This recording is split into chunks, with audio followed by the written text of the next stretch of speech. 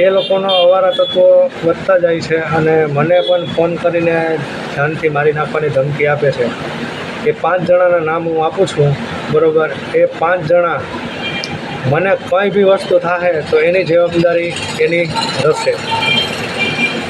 અજય જેતા, વિજય જેતા, કપિલ આજા સિંધલ, જય આજા સિંધલ અને મુકા આજા સિંધલ.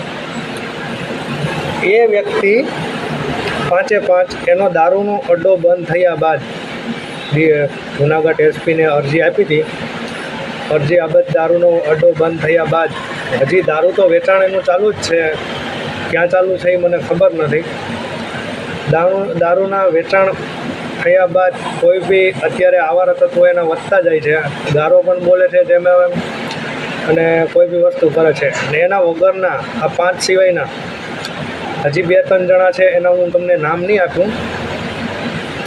એટલે એ લોકોને કોઈ બી વસ્તુ અને કાયદા વિરુદ્ધ થાય છે.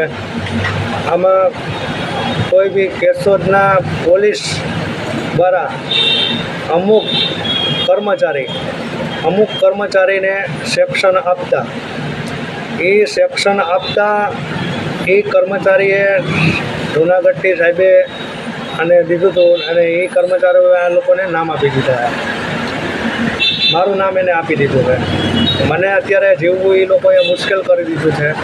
બીજાના મોબાઈલમાં ફોન કરી અને આ રીતના કહે છે કે એના ટાંગા ભંગવી નાખવા છે અને આ કરવું છે. મારા નાના બાપુને પણ એને એવું કીધેલું કે તમારા ભાણેજને તમે સમજાવી દેજો, એના ટાંગા ભાંગી જવામાં આવશે. પછી અમુક જગ્યાએ મારા જીજાજીને પણ એ રીતના એની વાત કરેલી છે. એટલે મારું એવું તમને કહેવામાં છે કે આ લોકોનું કંઈ નિરાકરણ લઈ આવો. જય હિન્દ, જય ભારત.